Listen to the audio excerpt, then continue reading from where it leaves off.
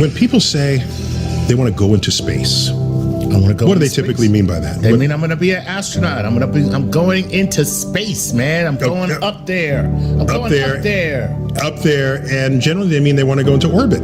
Excuse me, the f did you just say? All right, anyone who has ever been in space. They don't mean that. They want to go to space, man. Well, okay, if that's the case, do you know how many people have left low Earth orbit? Well, first of all, you are going to have to define low Earth orbit for me. Okay, sorry. Okay. Because I'll say it another way. All right, the Apollo astronauts. Okay, that left Earth. Right. To go to the moon. All right. Okay. And that's space. Okay, wait a minute. So those are the only people who have ever left Earth for a destination. Every other astronaut, hundreds of them, are called astronauts, and we still say they went into space. And what that means is they went into low Earth orbit. Oh, that's just awful. And so low Earth orbit is, in practice, where the space station is. It's about a couple of hundred miles up. So the distance from Earth's surface to the space station is less than the distance from New York City to Washington, D.C. Oh, God, why are you depressing me like this? I'm just trying to be honest about this. This is awful. Okay? So when people say to me, you want to go into space and because somebody's got some orbital tourist thing, and I'm thinking, to me, space is the large-scale structure of the universe. Thank you. Not boldly going where hundreds have gone before, driving around the block, as low Earth orbit indicates. Okay? So, yeah, you can drive to Earth orbit in 3 or 4 hours. Oh, all right. If the road were pointing straight up. So NASA and others, I'm not implicating NASA uniquely in this, when they say we are going into space, that's what they mean. Okay? Now, there's a functional definition of space. Damn, so SpaceX should be... No, it gets worse. They should be called Leo X. Low Earth orbit X. 100 kilometers up. Or about 62 miles. Damn. Okay? All right. So if you do the conversion. So if you get to that altitude, whether or not you're in orbit, you go above the blue sky. All right? The daytime blue sky. Right. That sky gets darker and darker, and there it is. Black. It is black. Of space. It is. So you can have Earth behind you, the blackness of space over to one side, and the brilliant sun off to the other side. Welcome to space, baby. I don't have a problem with that, except that definition depends on Earth's atmosphere, doesn't it? Yeah, it does. Suppose Earth's atmosphere were half as thick as it is. All right? Now you're going 31 and 30. Now you're going 50 kilometers, 31 miles up. Oh, no. Okay? Oh, that's terrible. Now suppose it was 1/4 as thick. Now you're going 25 kilometers and 15 miles up. All right? Now suppose it was 1/10 this thickness. Then it's 10 miles up. And suppose we didn't have an atmosphere at all. So then are you still in space just by standing here on Earth? Because under those in that circumstance, you would look up and you would no longer have a blue sky. Low Earth orbit is between 99 miles and 1,200 miles away.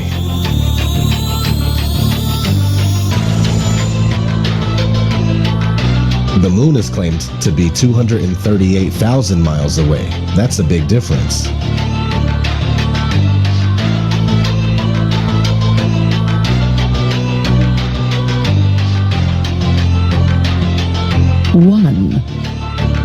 NASA's next spacecraft, already being built and tested across America, will do those things and more.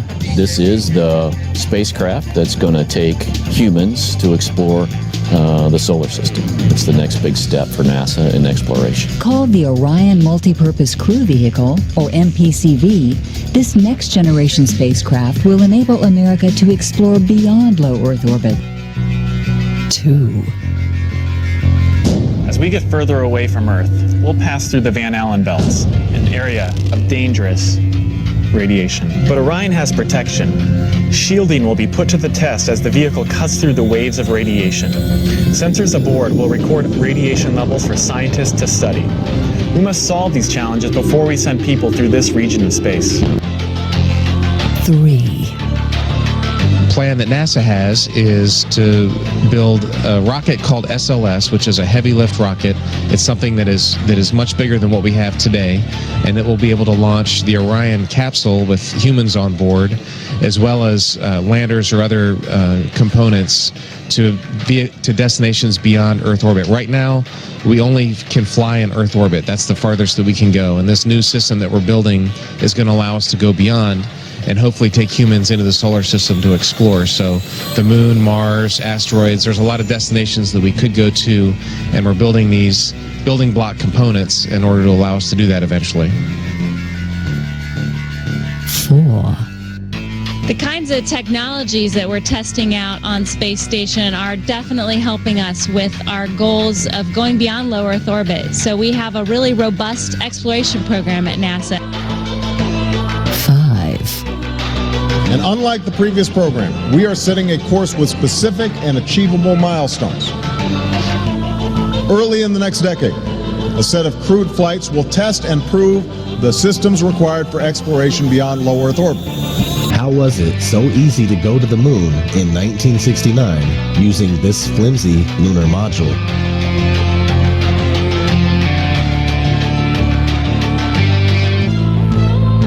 Even more interesting, who was already on the moon filming the arrival of the module?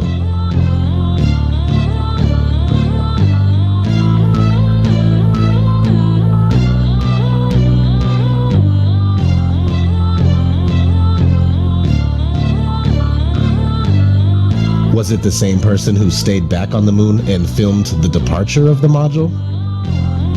4 days, push. Mission arm is out. Okay, I'm going to get the pro. 99, proceeded. 3, 2, 1. Ignition. Right away, Houston. Vector good. Ag thought.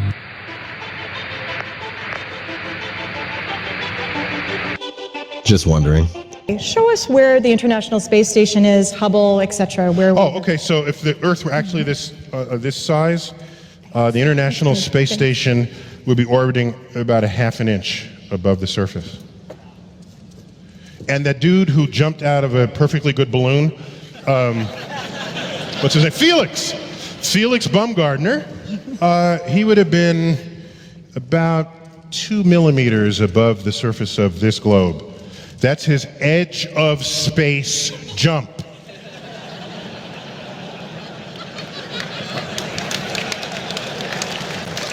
Now, you know, I don't, it's fine. He wants to, I don't have a problem if he does it, but the honesty of it would greatly diminish what I think people thought he was actually doing.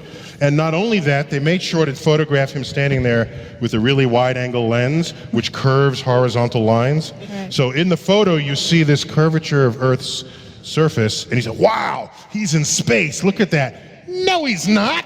At that height, you don't see the curvature of the Earth if you are 2 millimeters above this beach ball.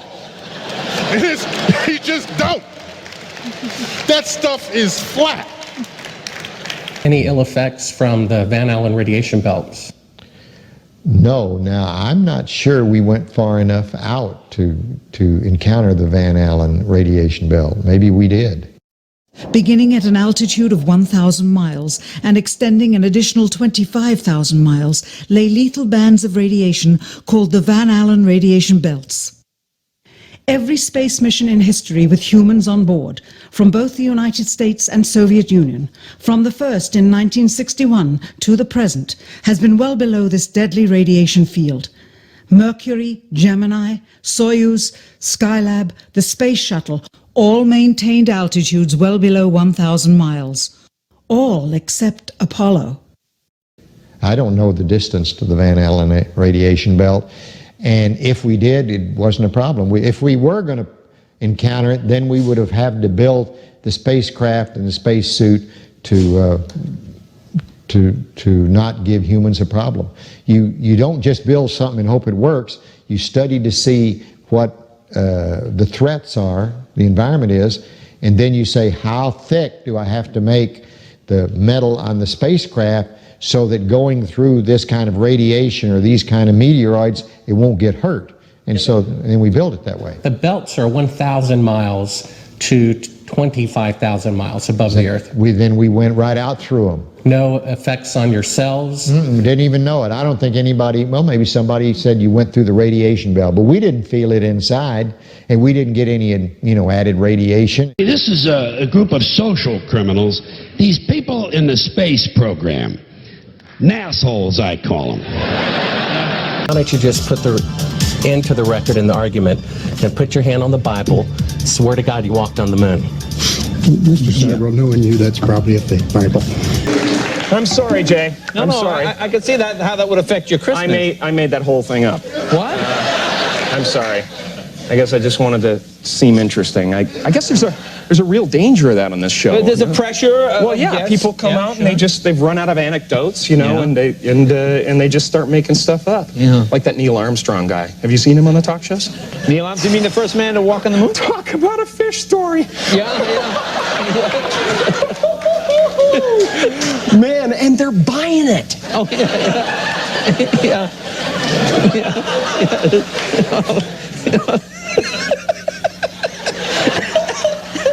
Well, now, one thing, you have a theory about the moon, and we expect to be able to get observable facts about the moon fairly soon. What is your theory? Well, it is by now rather more than a theory.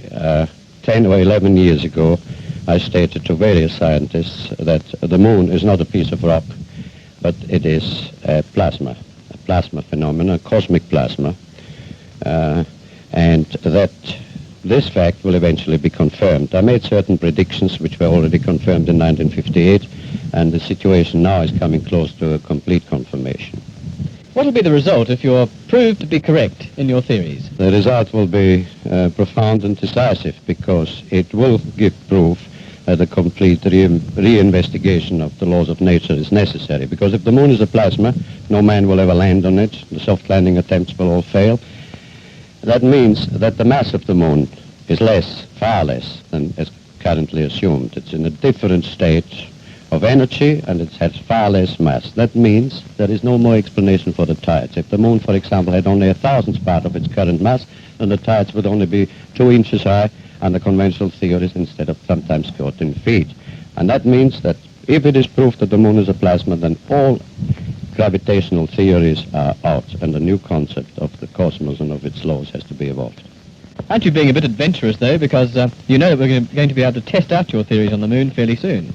Well, not anymore. 11 years ago, of course, it was rather taking a risk. I was considered a lunatic, of course, but by now the evidence, accumulated evidence, is already so much in my favor that I'm not taking any risks anymore. On the contrary, there is scientific views expressed all over the world now that the moon seems to be of a quite different nature of what was assumed. But the Americans and Russians are thinking of landing men on it. Well, that will never happen. Well, you're talking to the wrong guy. Why don't you talk to the administrator at NASA? We're passengers. We're guys going on a flight. Why has nobody been to the moon in such a long time? That's not an 8-year-old's question. That's my question. I want to know, but I think I know. Because we didn't go there, and that's the way it happened. And if it didn't happen, it's nice to know why it didn't happen. So in the future, if we want to keep doing something, we need to know why something stopped in the past that we wanted to keep it going. Well, we have to keep interesting the people who are paying the bills, or they won't keep paying the bills. Now, one thing I really want your generation to embrace is that the Earth is a closed system. The Earth is a closed system. We cannot leave the Earth. When Alan Dulles brought in all the Nazi scientists and so forth, they went to two places. They went to CIA and they went to the National Aeronautics and Space Administration, which in our world we call it not a space agency. And as Kathy O'Brien has said so clearly, that's where the bulk of the mind control has been done.